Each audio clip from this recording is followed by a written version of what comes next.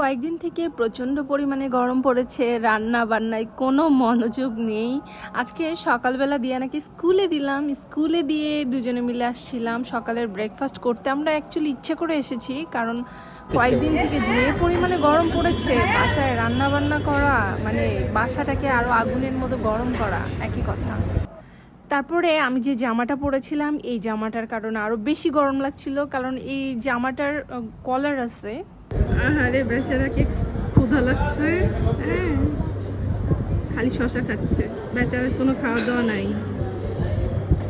আমরা খাবার অর্ডার দেওয়ার পরপরই আমাদেরকে শশা দিয়ে গেল।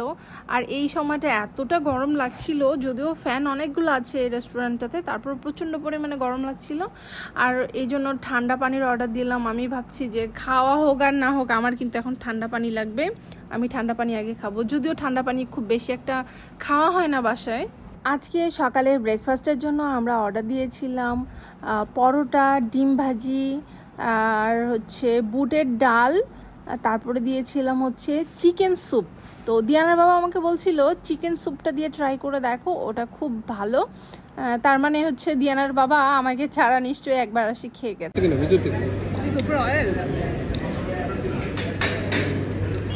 এই জন্যই আমাকে বললো যে এটা দিয়ে খেয়ে দেখো, এটা খুব মজা লাগবে। তোমার জন্য এটা আছে, তুমি এটা দিয়ে খাও, এটা অনেক টেস্টি। খাই দেবো, আমাকে সারা খাইছি না, তুমি সুন্দর খাইছো। ইয়া দিয়ে খাও, মুখে টেস্ট করে দেখতেছি কেমন এটা। এটা সাদা নেহেরি, এটা না না স্যুপ? ও স্যুপ তো।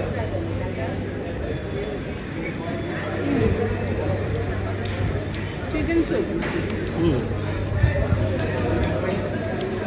ভালো আছে।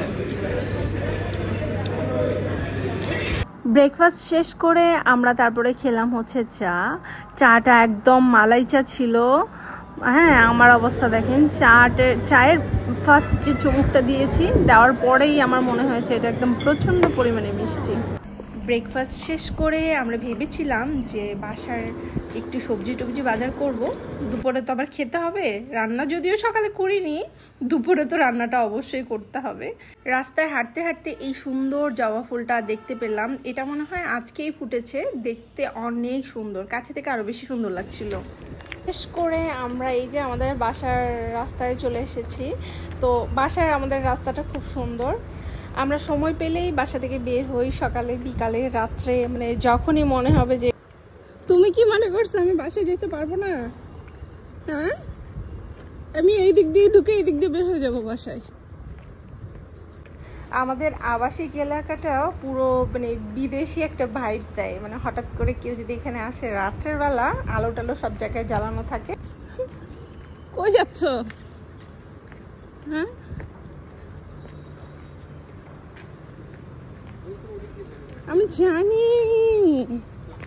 আমি জানি মাস্টার সাহেব,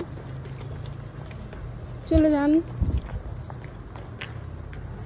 তো দেখতে একদম পুরো বিদেশের মতো মনে হয়, যে অন্য কোনো দেশে চলে আসছি।